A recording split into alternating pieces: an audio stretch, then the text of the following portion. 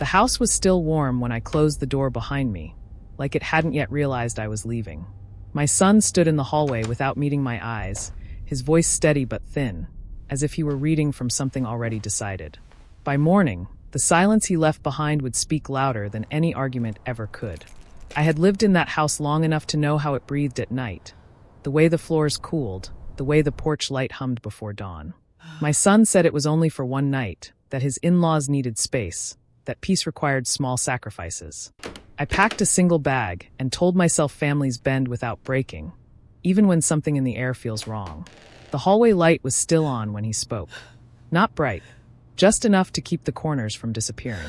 I remember the way the house sounded then.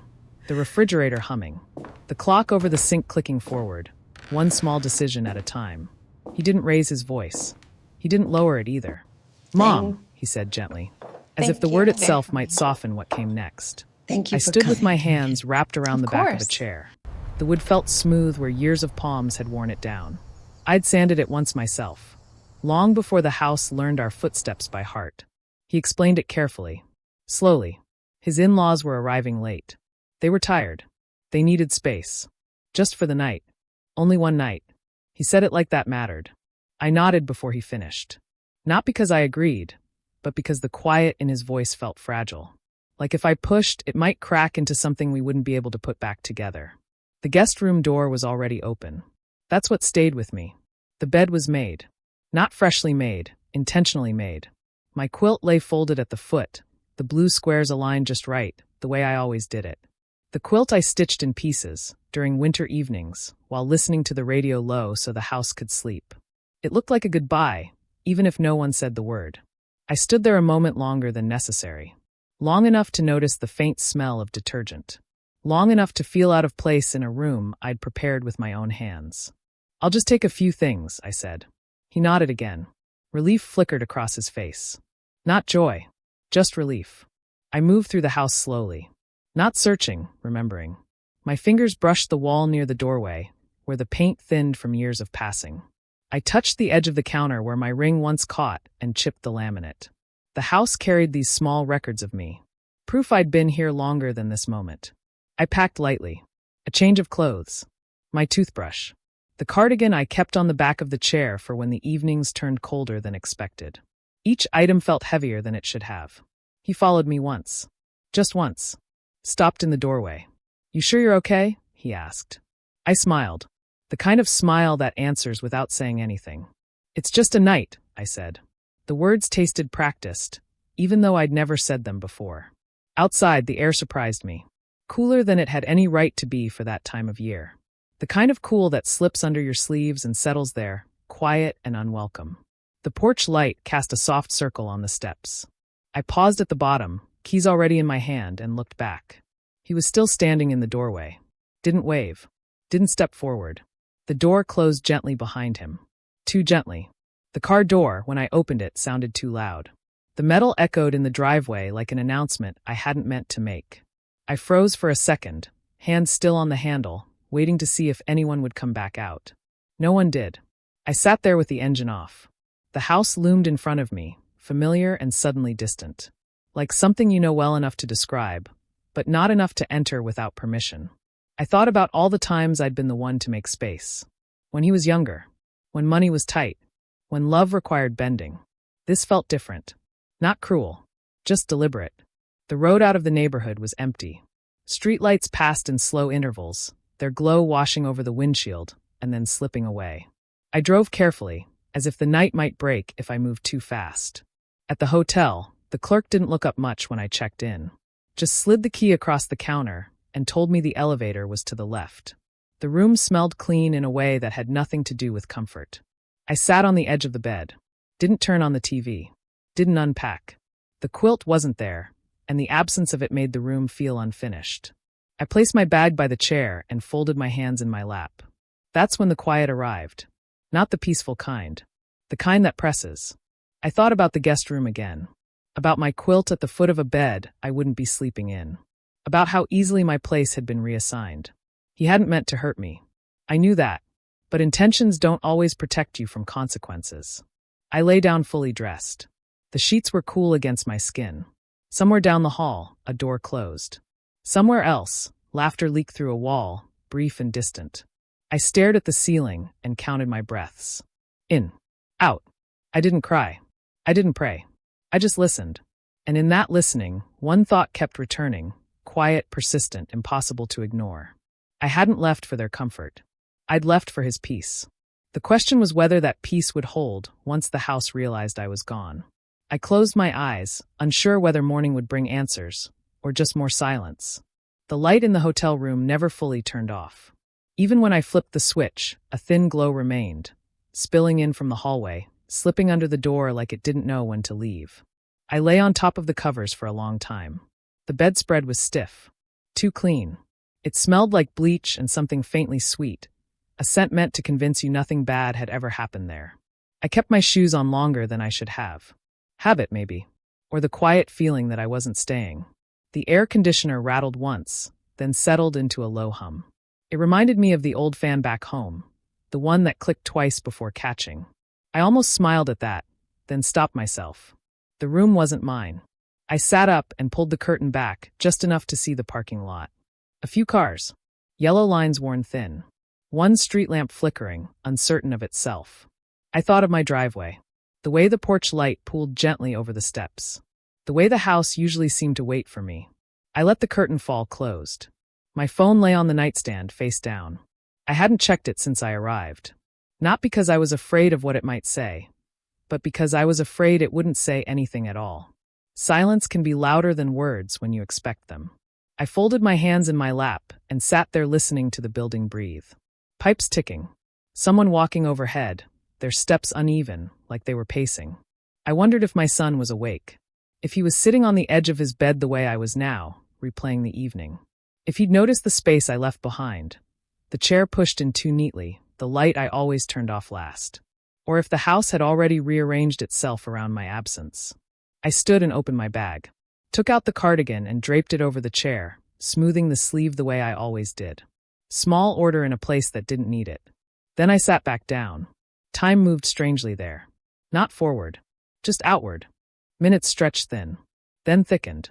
I watched the digital clock change numbers without feeling any closer to sleep. At home, I knew what midnight sounded like. I knew the quiet had layers. This quiet was flat. Empty. I lay back and stared at the ceiling again. A faint stain near the vent looked like a map of somewhere I'd never been. I traced it with my eyes, pretending it meant something. I thought about the guest room. About my quilt folded carefully, like an offering. About how I'd made space without being asked. Until the night I was. I told myself this was temporary. One night. A small inconvenience. That's what people say when they don't want to name what hurts. The phone buzzed suddenly. Just once. My heart jumped in a way that surprised me. I picked it up too quickly, then steadied myself before turning it over. A message. Not from my son. From my sister. You home? I had a strange feeling tonight. I stared at the screen. Didn't reply right away. How do you explain a feeling before you understand it yourself? I typed, erased, typed again. Staying out tonight, I finally wrote. Everything's fine. The words felt thin, but they were easier than the truth. I set the phone back down. Somewhere in the building, a door slammed. A laugh followed, sharp, brief, then gone. The sound echoed down the hall and slipped under my door like the light had. I rolled onto my side, pulling the pillow close. It wasn't soft the way mine was. It didn't smell like fabric softener and sunlight. It smelled like storage. I closed my eyes anyway. Sleep came in pieces. Short, shallow stretches that broke apart as soon as they formed. Each time I drifted, I saw the house without me in it. The guest room door closed. My quilt untouched. I woke once to the sound of my own breath. Woke again to the air conditioner kicking on. Sometime close to dawn, the light outside changed. Not brighter, just different. The kind of change you feel more than see. I sat up slowly. That was when the quiet shifted. Not in the hotel. Inside me. A thought settled in, calm and unwelcome. I had always believed that making space kept families together. That stepping back was a kind of love.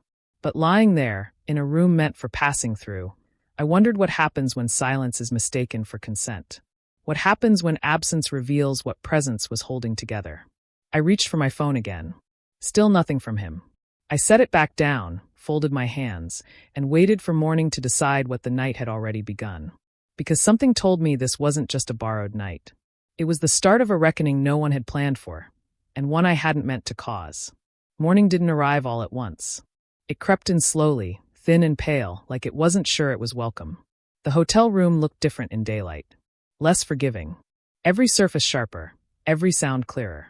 I sat on the edge of the bed and listened to the world begin without me. My phone buzzed just after 6. This time it was him. No greeting. No apology. Can you talk? I stared at the words until they softened at the edges. I didn't answer right away. I wanted to hold the quiet a little longer, understand what it had already done. When I finally called back, he picked up immediately. "Mom," he said. Just that. I could hear the house behind him. Not voices, absence. The kind of silence that fills rooms where people are standing too far apart. "They're awake," he said after a moment. "Everyone is." I didn't ask who everyone was. I already knew. He told me about the night in pieces. Not a story, fragments. Dinner that tasted wrong. Polite questions asked too late. Laughter that didn't land. At some point, someone noticed my chair. Not right away, but eventually. His wife had looked at it longer than necessary. Her fork paused midair. Someone asked where I was, and the answer didn't settle the way they expected. She said it felt strange, he told me. Like the house shifted. I closed my eyes. I knew that feeling. I'd lived with it all night. They started arguing, he said. Not loudly. That was the worst part. He described it carefully, as if volume might still matter. Old complaints resurfaced. Small ones at first. Who made decisions. Who always adjusted. Who disappeared so things could run smoothly. My name came up. Not as an accusation. As a mirror. They asked why you had to leave, he said. Why it was so easy. The line went quiet for a second. I imagined him standing in the kitchen, hand on the counter, staring at nothing. I imagined the guest room door still closed. I didn't know what to say, he admitted.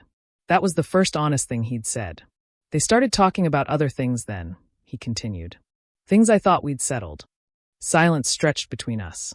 The kind that doesn't ask permission. They went to bed angry, he said finally. In separate rooms. I pictured it without trying. The house knew how to hold distance. And this morning? I asked. He exhaled.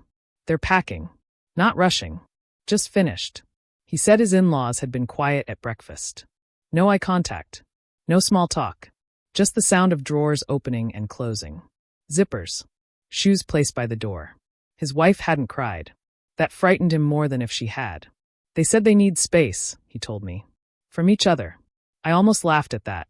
Almost. Space has a way of teaching people things they don't want to learn. I didn't mean for this to happen, he said quickly. I didn't think. I know, I said. And I did. He hadn't meant harm. He'd meant convenience. There's a difference. We hung up shortly after. There was nothing left to say that wouldn't bruise something already tender. I sat there for a long time after, hands folded, watching sunlight slide across the carpet. I thought about the house again. How it had absorbed the night without me. How my absence had loosened things words never could. I hadn't argued. I hadn't protested. I hadn't demanded my place. And still, everything shifted. I checked out before 8. The clerk smiled this time, asked if my stay had been comfortable. I told her it had been quiet. She nodded like that was enough. The drive home felt shorter. Or maybe I was just closer to something I couldn't name yet. When I pulled into the driveway, 2 suitcases were already by the door. Not outside, inside. Waiting. The porch light was off. I unlocked the door and stepped in. The house greeted me the way it always did. Cool, familiar, unchanged. But underneath that steadiness, something felt looser. Like a knot had been untied without anyone noticing when. My quilt was back where it belonged. Folded over the arm of my chair. I touched it just once. No one was home. Later, my son returned alone. He stood in the doorway the way he had the night before. But this time, he didn't look relieved. I'm sorry, he said. I believed him. But apologies don't rewind nights. They just mark them. We sat in the kitchen without turning on the overhead light. The morning sun was enough. I didn't realize how much you held together, he said quietly. I didn't answer. Not because I was angry. Because some truths don't need agreement, just recognition. Outside, a car engine started. Doors closed. Tires rolled away. The house listened. And for the first time, it wasn't me who had left. I wondered then, not with guilt, but with a strange calm, what else that silence might still reveal. The house felt quieter after that. Not empty, just cleared.